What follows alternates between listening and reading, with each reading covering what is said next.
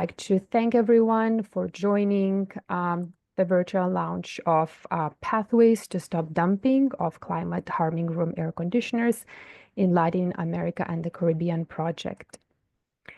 Before we begin, I would like to go over today's agenda. Next slide, please. First, we will hear from Denise and Valentine from Climate and Clean Air Coalition, who will give welcome and project introduction. Then Ted Ferris from IGSD and I will provide an overview of environmental dumping of room air conditioners to date, as well as an overview of the Latin America and the Caribbean project. We allocated 20 minutes for the discussion and Q&A session, after which I will close the meeting. Regarding the questions and comments, you can type them in the Q&A section. You will find the button on the bottom of your screen. You're welcome to ask questions in both Spanish and Portuguese if you prefer. And if the question is for a specific person, for a presenter, please indicate their name. We welcome any feedback on the project and we hope for an engaging discussion. And with that, I would like to invite Denise to provide the project introduction. Thank you, Lena. Good morning, everybody. As mentioned, I'm Denise. I am from the Climate and Clean Air Coalition Secretariat, and I sit in the United Nations Environment Office, United Nations Environment Program Office in Paris. So welcome to this meeting. As you know, the Climate and Clean Air Coalition, we are a coalition aimed at reducing super pollutants or short-lived climate pollutants that include HFCs, black carbon, tropospheric ozone, and methane. And as part of our work on HFCs and in the cooling hub, we do work to complement the Kigali implementation. And our cooling hub and our cooling strategy aims to maximize the environmental and climate benefits of HFC phase down under Kigali by promoting early and complementary actions on HFCs, supporting strategic actions to minimize HFC emissions throughout the life cycle of cooling equipment, and reducing energy demand associated with new and existing cooling equipment. The cooling hub of the CCAC is co-led by Japan and the Maldives. And under the cooling hub, we have priorities that include life cycle refrigerant management, cooling efficiency, and preventing the dumping of cooling appliances. So we have recognized that preventing dumping cooling appliances that are inefficient and that often contain banned or soon to be banned refrigerants is an important issue, and there is really a need for shared responsibility between importers and exporters of these appliances because of the different challenges it presents. And we will hear more about those from IGSD and CLASP. We are very, very happy to be collaborating with CLASP and IGSD and in supporting this new project that we have, which is on the dumping of climate-harming room air conditioners. So this region-wide market study will review the trade practices, policy landscapes, and other factors that affect dumping. And you have seen the previous reports done by CLASP and IGSD showing data from Africa and Southeast Asia. And we hope that through this project and through this report, we will see also perspectives and data from the Latin America and the Caribbean region. So we very much look forward to working with you and collaborating with you so that we can come up with a very good product that we will all, be able to provide us with evidence to help us with decision making, and also, being more ambitious and finding the opportunities of doing more so that we can reduce emissions and also save more lives. Thank you very much, and over to you again, Lena. Great. Thanks so much, Denise, for welcoming and an introduction to the project. Next, we will go deeper to explain the environmental dumping and actions under Montreal Protocol, which Tad will cover, and I will talk about past and current research on the environmental dumping of room air conditioners. First, a few words about CLASP. CLASP is a leading global authority on appliances' role in fighting climate change and promoting sustainable development. We provide recommendations, tools, research to advance appliance policies, technology, financing, and markets. We focus on the appliances that are most critical to both reducing emissions and also improving lives and livelihoods. CLASP has 6 offices globally, including in China, Europe, Indonesia, India, Kenya, and the United States. However, we've worked in many more countries globally, over 90 countries throughout the life of the organization. Next slide, please, and over to you, Ted. Thank you very much, Lena. And thanks, everyone. Thanks to CCAC and CLASP, our partners, and thank you all for joining us today. For those that don't know IGSD works at all governance levels, both international, regional, national, and subnational. And our mission is to build resilience by accelerating fast climate mitigation actions to slow near-term warming and self-reinforcing climate feedbacks, avoid or at least delay catastrophic climate and societal tipping points, and limit global temperature to 1.5 degrees Celsius, or at least keep this temperature guardrail in sight and limit overshoot.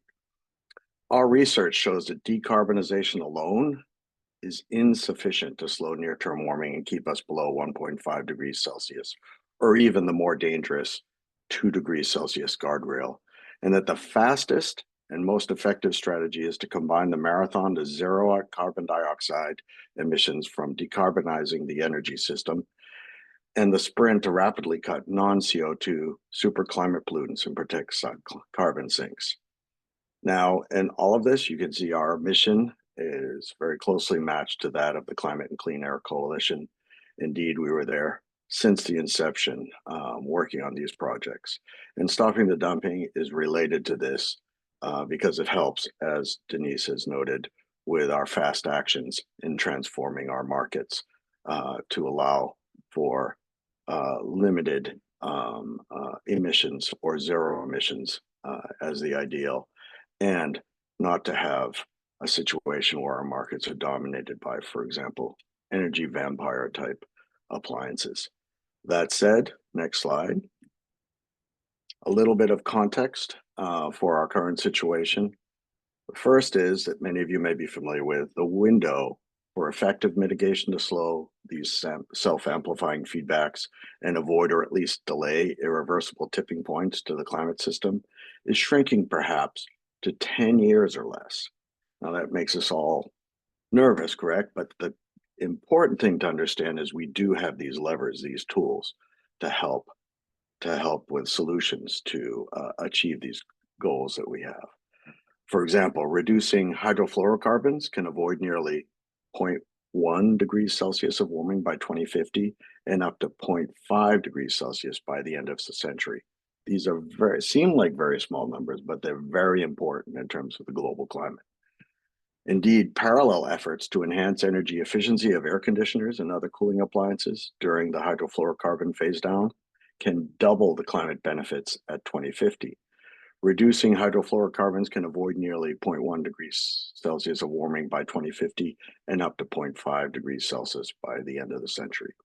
So with that background, a little more specifics on some of the terms you'll hear. Next slide, please. One is dumping scope. What is this dumping? Well, we're talking about within the Montreal Protocol context, at least, new products, operational products, not waste. Waste is a significant problem, but that is something we're dealing with separately. In this discussion here, in this analysis, we're talking about new products. So in this context, think of environmental dumping as follows. Environmental dumping of refrigeration and air conditioning equipment includes 1, the export of technology that cannot legally be sold in the country of export as a consequence of the failure to meet environmental, safety, energy efficiency, or other product standards. And 2, the export of technology that is unusable in the country of export because refrigerants are no longer available due to national regulation or phase out and phase down control schedules under the Montreal Protocol. So this is really when we say, if you hear the term obsolete, we're talking about these are products that are rendered obsolete by the fact that the producing countries are phasing them down or have already phased them out. Next slide, please.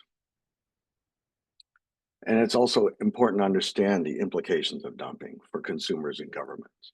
We have various folks who we work with in countries around the world who can give this more context if needed later on. And we can point you to resources at the end of this presentation, which will also provide you with the detail that I'm sure that you're interested in. So looking at the environmental dumping cycle and how it harms consumers and governments, for example, at the top of this circle, you see that a government bans the sale of obsolete products in their domestic market.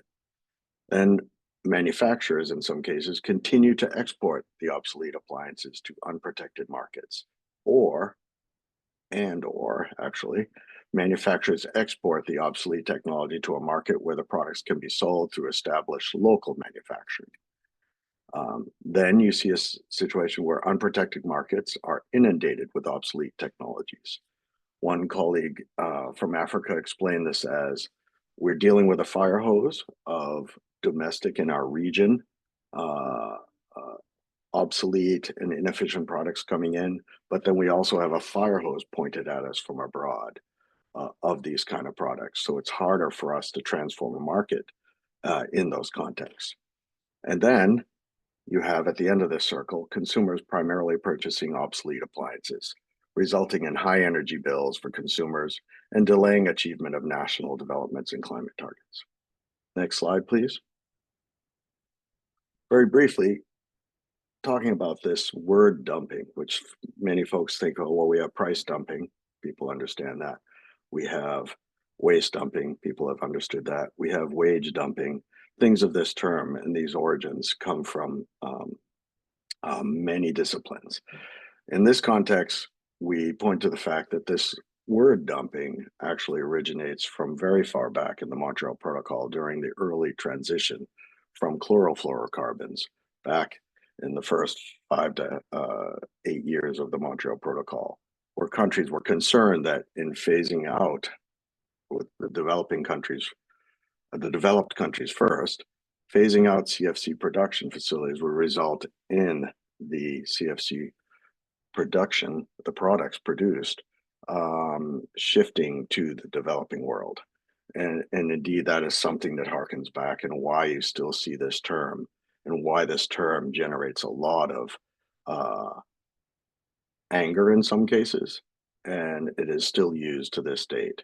But we have given this a definition so that folks can understand it and use either the definition to help them differentiate from other types of dumping, but also to understand how it affects your markets. Next slide. I think there's another click perhaps for the top. Thank you. And you can just fully present a slide. Thank you very much. I give you on these slides examples of recent dumping related Montreal Protocol decisions. This has a very long history, and if you're looking for more, again, we have a resource guide that you can identify and read at the end. It provides much more detail. But more recently, we have decisions that have harkened from at least 2022 and then 2023, you see here, where this decision recognized that this dumping issue of inefficient equipment containing obsolete refrigerants is a problem that requires a solution, as Denise said, involving both exporting and importing parties. This is very important because, as I mentioned in that analogy where I talked about the fire hose pointed at our countries, it requires both sides to contribute to a solution. Next slide. And this shared responsibility is not novel within the Montreal Protocol. In fact, for folks that like this kind of detail, you can even go back to the preamble of the Vienna Convention on the Protection of the Ozone Layer, the so-called Mother Treaty, the framework treaty for the Montreal Protocol, which talks about states' responsibilities to ensure that activities within their jurisdiction or control do not cause damage to the environment of other states or areas beyond the limits of national jurisdiction. Basically, speaking to this shared responsibility of our global community to help each other resolve these problems. Next slide. We also, at the last meeting of the parties, had a recent decision that focuses particularly on the idea of the imports of energy inefficient products, and this being a concern of the Montreal Protocol community. Next slide. Before we move on to this, I'll just point out that at the very end, we have QR codes. One of the QR codes will direct you to a stop dumping resource guide, which goes into extensive detail on Montreal Protocol decisions, multilateral fund for the implementation of the Montreal Protocol frameworks that provide guidance on solutions and efforts at the international community level, at readings that you can do to understand this issue more, and tools that countries can use to resolve this, as well as the current and previous class IGSD initiatives to research this issue, to provide you with data and facts to help you make decisions. Thank you. Thanks so much, Tad, for providing the definition as well as talking more and providing the context of anti-dumping actions under the Montreal Protocol that are relevant to our work. And then to add a little bit more context to this, why we are focusing on air conditioners. As most of you are aware, demand for air conditioning has been growing, and IEA predicts that it will triple by 2050. Growing use of air conditioners drive global electricity demand and, of course, subsequent emissions. And while we know that there are highly efficient products available on the markets, most of the consumers, most consumer purchase equipment in many countries have much lower efficiencies than those best models. So, introducing the more efficient technologies into the markets provides not only climate benefits in terms of emission reduction, like Ted noted, but also benefits for the people, reducing the cost as well as providing access to those better and more efficient technologies. Next slide, please.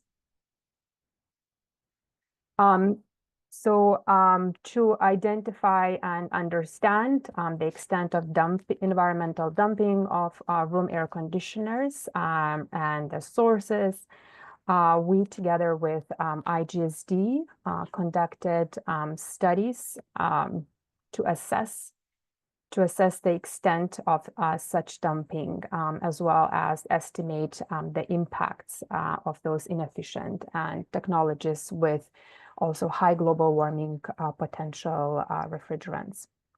Our most recent study that we completed in 2023 focused on Southeast Asia and covered 6 countries shown on the slide here. And our 2020 study, that was the first study on environmental dumping of room air conditioners. It focused on Africa and included 10 countries in all 4 regions within the continent. And in both studies, we found the evidence of the environmental dumping of room air conditioners. Next slide, please. Some of the key findings that I want to share in Southeast Asia, We found that low efficiency room air conditioners were both imported and manufactured locally in 5 out of 6 countries. For example, in the Philippines, we can see on the graph on the left that we estimated that about 74% low efficiency air conditioners were produced domestically. Similarly, in Malaysia, that number was estimated at 81%. While in Indonesia and Vietnam, most of those low-efficient ACs were imported either from the countries within the region or from outside the region. And we also estimated that about 74% of total sales across the 6 countries that we studied were low-efficiency units, and the majority of them were manufactured within the region by the companies or through joint ventures, through subsidiaries owned by multinational companies. So these products, and maybe going back to the definition that covered, so when we talk about environmental dumping, we refer not only the imports, but also, so we refer to import of technology. So not only the products that are imported, but also using the low efficiency technology to produce the products locally by the companies who actually have a know-how to make a more efficient air conditioning units. Next slide, please. Similarly, in Africa, we had a similar findings that low efficiency units were also manufactured within the region that involved non-African companies, again, either through joint ventures or subsidiaries. And the graph on the left shows that that most of the units were produced, low efficiency units were produced in the region.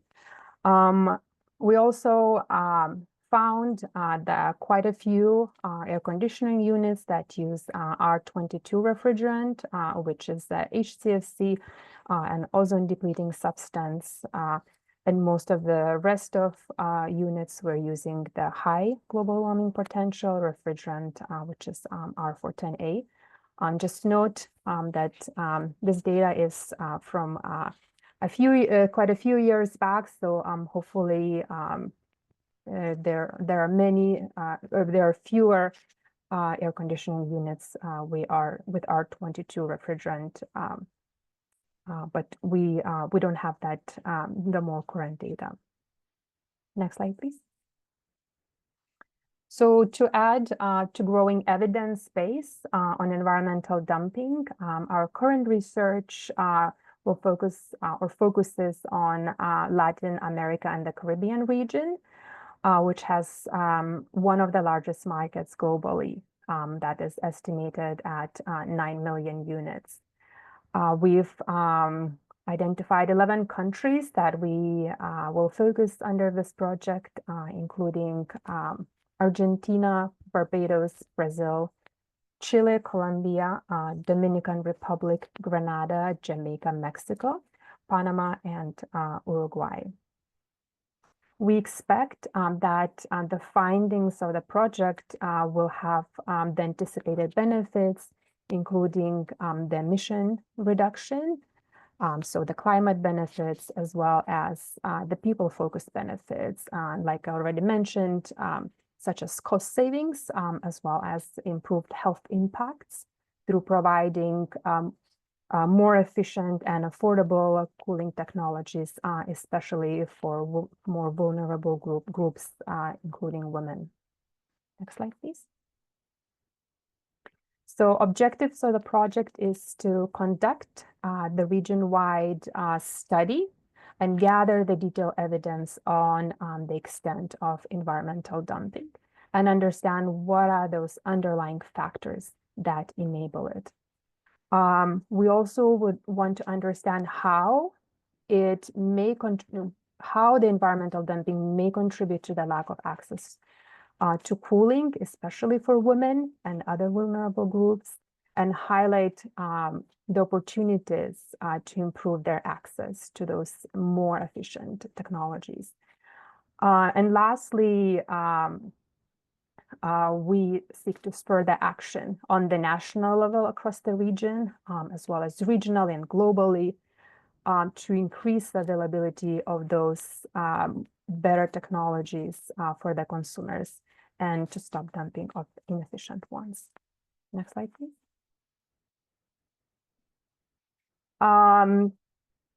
We are implementing this project.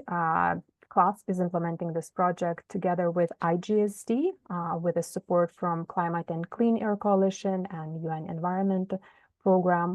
We also are working with the local partners in each of the 11 countries who supports us with data gathering and validation. And in regards of stakeholders who we expect to benefit from this work and the findings, national government stakeholders, including the focal points to the CCAC, National Ozone Unit officers, energy efficiency policymakers,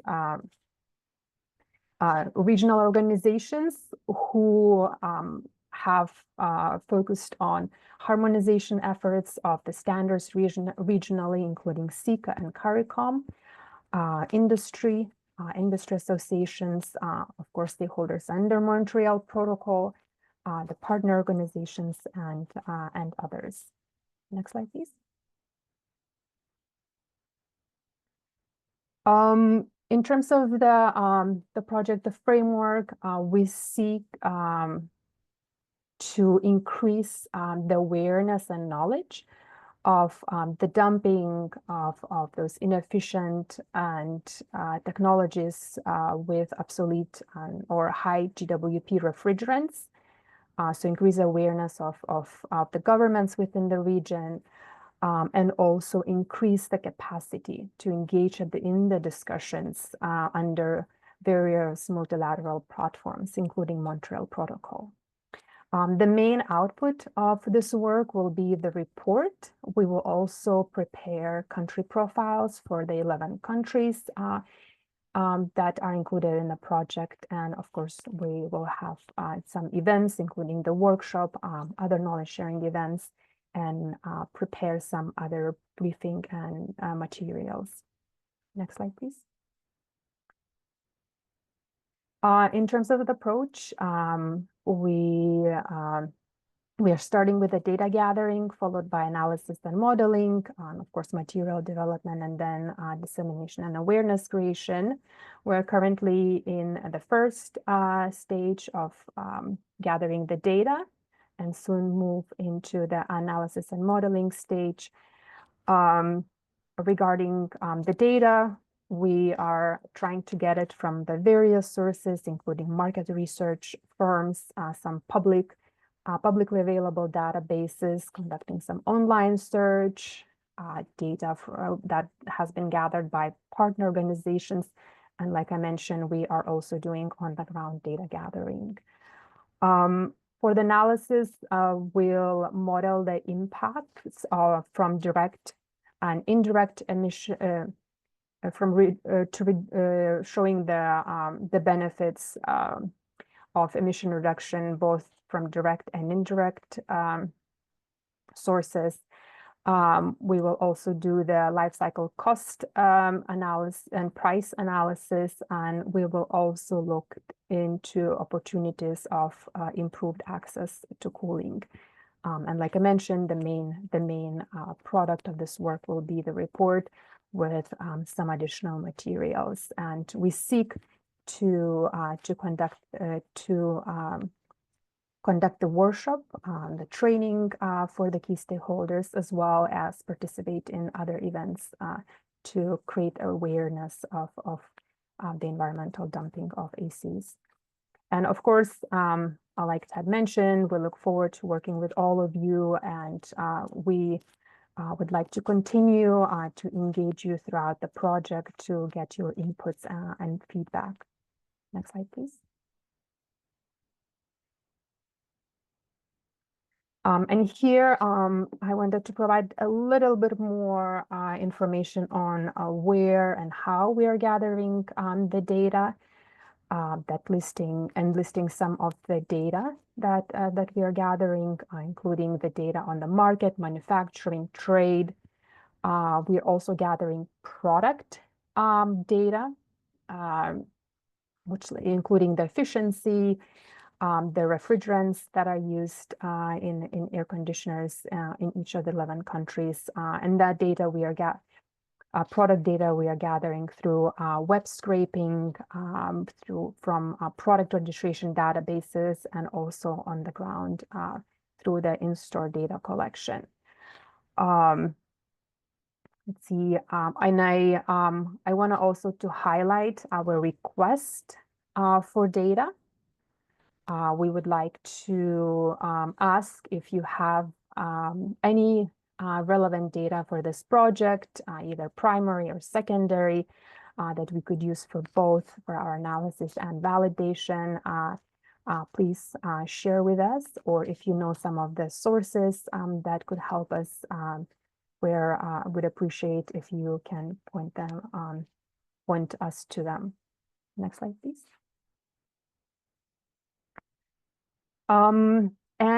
Regarding the events, like I said, we are currently doing the data collection and analysis, which we anticipate to finish by the end of May, early June. We would like to hold a data validation meeting with all of you to present some findings and validate and get your feedback on some of the data and some of the findings that we have. The date for that meeting is yet to be determined. The report launch will be at the 37th meeting of the parties under Montreal Protocol in November. And then for the workshop, we're yet to determine the date and location. And some of the other events that we will be presenting the findings, our Conbrava conference in Brazil, as well as the COP. Both of the events will be in the fall. And this is not an exhaustive list. We will look also to other opportunities to share and present some of the findings from the research. So this concludes my presentation. Thank you very much. And next, we will have about 20 minutes for the Q&A, for the discussion. And I would like to invite Lorena, our colleague Lorena Miranda, to help facilitate the Q&A session. Yeah, thank you, Lina. Actually, we do have a question. The first question in the chat. Samira is asking, according to the studies, what were the major reasons or challenges preventing the various players to import, export, or produce using environment-friendlier practices? She's referring to the studies in the other regions, Africa, Southeast Asia.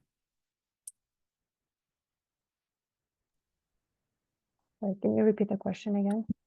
Oh, yeah, sure.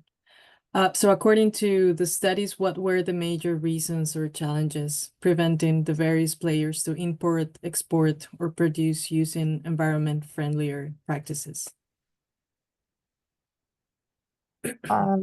So in terms of some of the challenges, we have not really looked into that from manufacturer's perspective. Let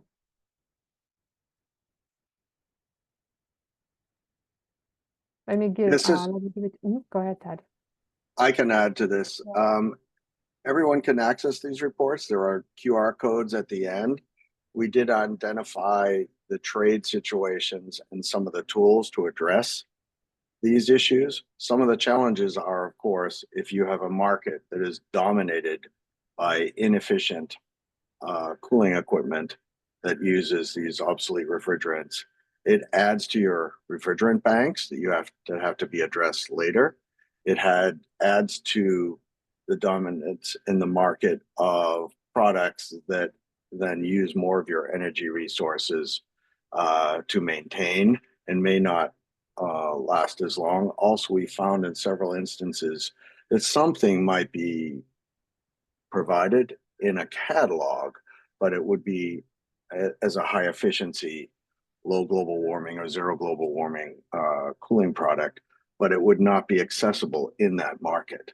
And these are situations we'd like to highlight as well when we come across them, if we come across them for the Latin America region, because what you're doing is if you're creating forces that intensify what some in the economics area call the market for lemons, your consumers, your government included, are limited in their choices, particularly where you don't have fences, because it's important to understand dumping in two dimensions. One is your country, your policymakers, your other stakeholders are doing their best to create these controls on the market, minimum energy performance standards, refrigerant inspection and related implementing measures because of their obligations under the Montreal Protocol, etc. But still, you're seeing these things get in. That's situation one, where somehow products are getting in, and this is a compliance issue often, regardless of the offenses. This is something important to identify because it may say, okay, we need to reallocate our focus in different areas. We're accustomed to this kind. Well, what about the situations when you or your neighbors do not have that robust fencing, so to speak, your robust controls, your robust inspection force that is directed at this issue?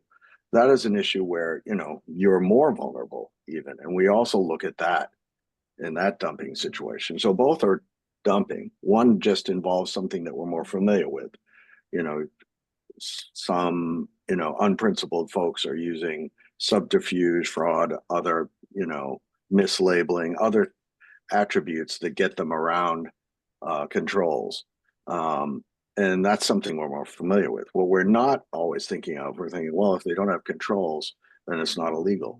But it is still a problem that we have to think about and address, right? Because those countries are being overwhelmed or are more susceptible to these market transformation problems. And in the end, we as a global community have to deal with this, right? Because it doesn't just disappear the energy use.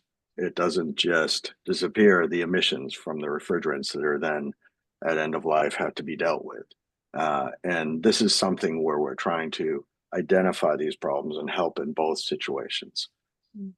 And just to add to what Ted said, from the manufacturer's perspective as well, those markets are extremely competitive. Getting the market shares is really difficult for manufacturers. So if there are products that are cheaper, that are lesser quality, low efficiency, that are favored by the consumers, then some manufacturers who even want to produce better quality products have to offer these lower efficiency products to be competitive in those markets. So that's kind of another reason why, and like Ted said, having the policies that set lower limits for efficiency, it allows those cheaper, low efficiency products on the market, and then that creates that competition within various countries globally. And I would only add to what Lena said that we are looking at this as an opportunity too for market access for the best technologies, right? This is how we move into the future. This is how the developing world, moves into the future. And many of them are trying to move into this future. And it's not that we don't want folks to, have success in their product marketing.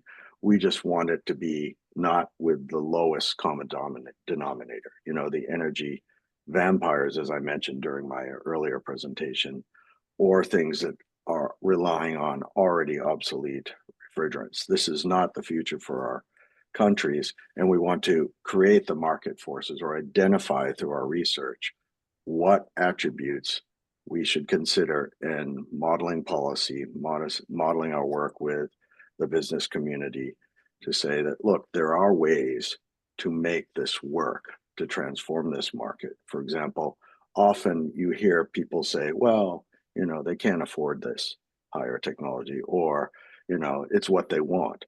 Well, the reality is, are they offered this full range of benefits? Can they even get access to these products? And two, you'll find in some cases you can create the scenarios. Like, for example, the Ghana Eco Fridge program comes to mind, where the consumers say, well, actually, I'd rather, now that I understand this better, I would rather have a life cycle of performance from this that costs me less than this very inefficient, obsolete refrigerant using cooling product. For example, the energy that I have to pay for a very inefficient product could be used for other reasons, for my family, putting my children to school for a year, depending on the jurisdiction, these kind of things. And that's what we're looking at as well in this, as Lena mentioned, looking at the gender impacts, the family impacts, et cetera, to create this situation where all are benefiting.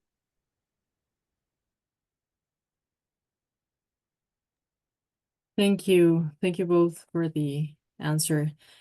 Fernando, he asked for the for the turn to talk. So Fernando, if you can hear us whenever you're ready. Thank you. I'm here. Are you hearing me? Yes. Well, okay. My name is Fernando Perrone. Let me just a quick introduction.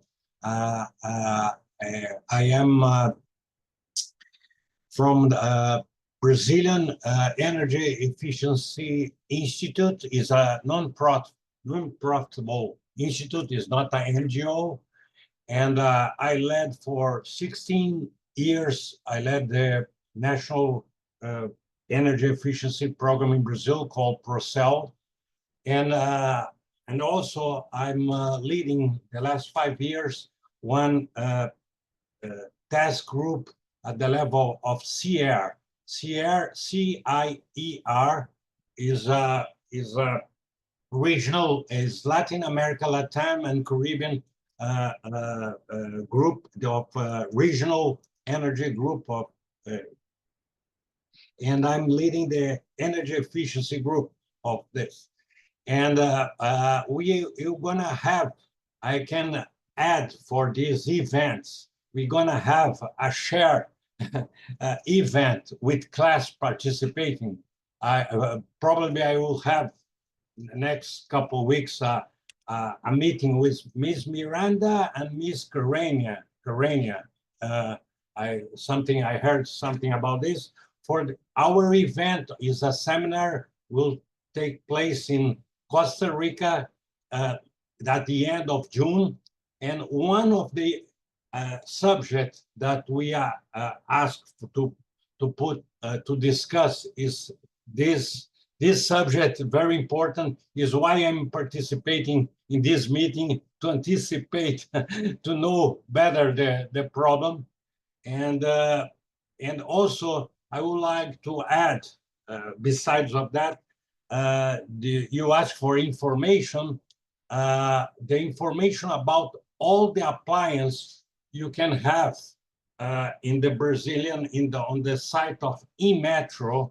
eMetro is our metrology institution entity, and you have for refrigerators, for air conditioners, okay, all types, and you have the data.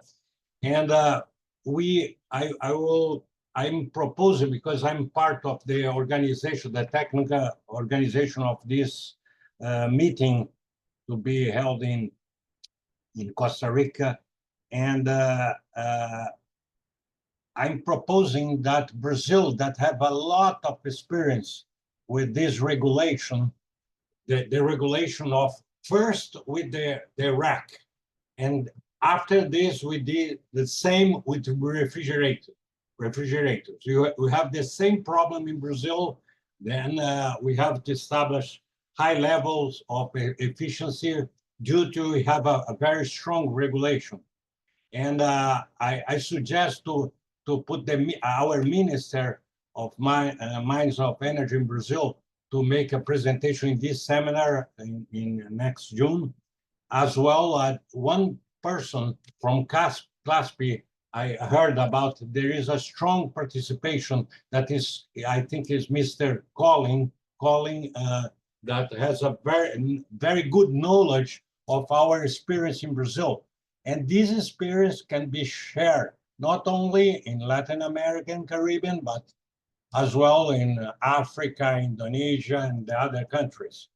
And this is what I would like to point out, and to add, if you want, CR, because we can be part of this engagement, okay, participate, and to just to address the same points. It is the only two contributions that I would like to mention. Okay, thank you so much.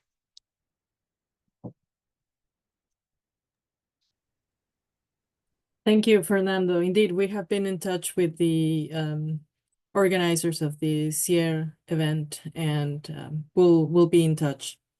Thank you. And also thank you for the for sharing this Brazilian experience in energy efficiency and AC equipment. Thanks. We have another question in the question and answer panel. We've been trying to answer them on the chat as well. I might as well just read them out loud here in case we want to add something else. So an attendee asked, are there any expectations from the governments or of countries covered? And so our team thanks Xiapu for answering this question. Xiapu says all the covered country governments are invited to get involved in the development of a study, including on data collection, verification, and policy review, and participation in the project events to be held later this year. We would appreciate if you could also leave contact info of the country focal point for such follow-ups. Thank you. Lena, Tat, do you want to add something else to this answer? Yeah, in regards to some of the findings and recommendations, we hope that the study findings will be valuable to the countries, to the governments, and also one of our objectives is to spur action on national level, to improve the regulation that will set off in improving their markets and availability, like we said, of these more efficient and better quality products, and as well, spur action on regional level. I know there have been some efforts in terms of harmonization standards under SICA, under CARICOM. So hopefully some of the findings and recommendations will also help kind of to continue with those efforts, and on the global level as well under Montreal Protocol, moving kind of supporting those efforts, anti-dumping action efforts.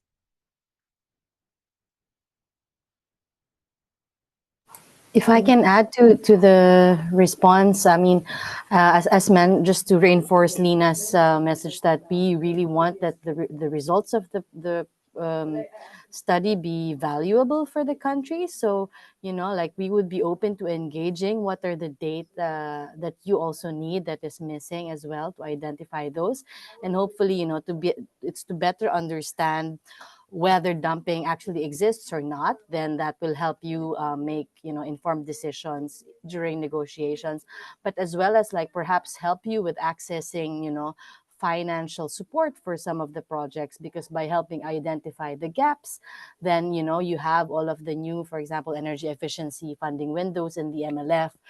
Perhaps, they could also be useful as you also kind of craft and develop project proposals for these new opportunities for the MLF.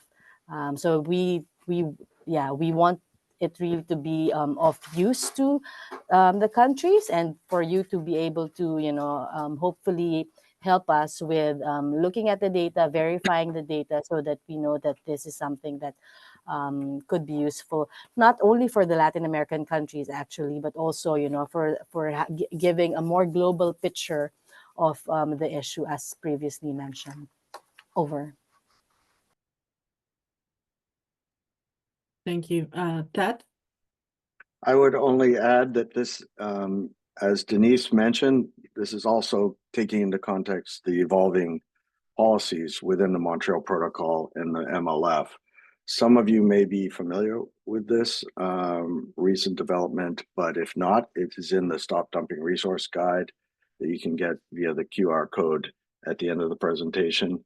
But you may remember at the 94th meeting of the Executive Committee of the Multilateral Fund, the Montreal Protocol, they developed an operational framework to support maintaining or enhancing energy efficiency.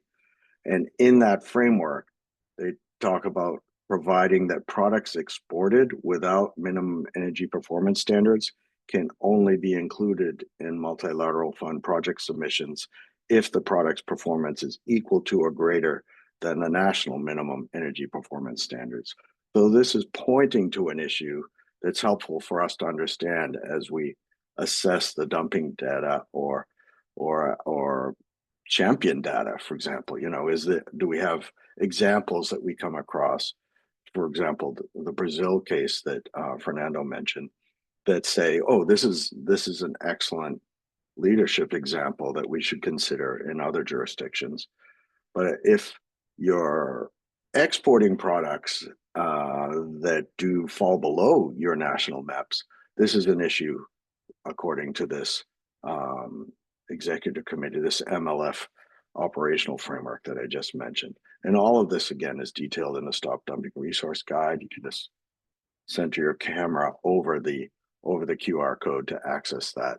The most recent version of the guide, I will mention, is dated 27 March, so it's quite recent. We've frequently refreshed these guides.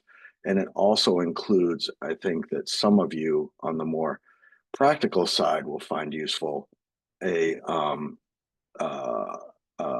an installation handbook to enhance or ensure maximum energy efficiency and lowest carbon footprint of your room air conditioners, for example. So not only just thinking about the policy aspect, but also practically, okay, I want high efficiency. I purchased highest efficiency. How do I make sure that's realized at the end? And a lot of that has to do with the practicalities of how you install it.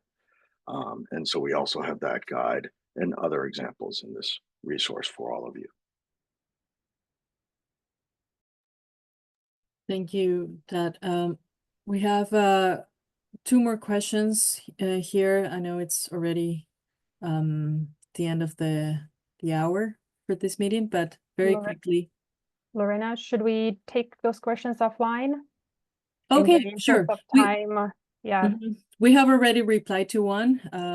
We will prepare the answer for the other one left. Yes, thank you. Thank you. Yes, and we also recorded this meeting, so we will share the recording with all of you, as well as responses to some of the questions that we were not able to respond during this meeting. So with that, I want to say thank you. Thank you, everyone, for joining this meeting. Thank you for your questions, participating in the discussion session, and all of your inputs are very valuable to us. And if you have any other suggestions, thoughts, and feedback on the project, please share with us or share with me. My email is on the slide as well as in the invite, and we will take them into consideration during the project implementation. The same goes for the data. I can mention if you have the data that is available that could be of value for this research, please share with us and or point to where we can find it. And here you can also see the QR codes or direct links to the two past studies that we've conducted, as well as to IGSD's Stop Dumping resource guide. And again, thank you so much for joining, and have a wonderful rest of your day. Thank you, everyone. Thank you for being on this journey with us. This is all to help everyone, and we look forward to speaking with you again soon. Thank you.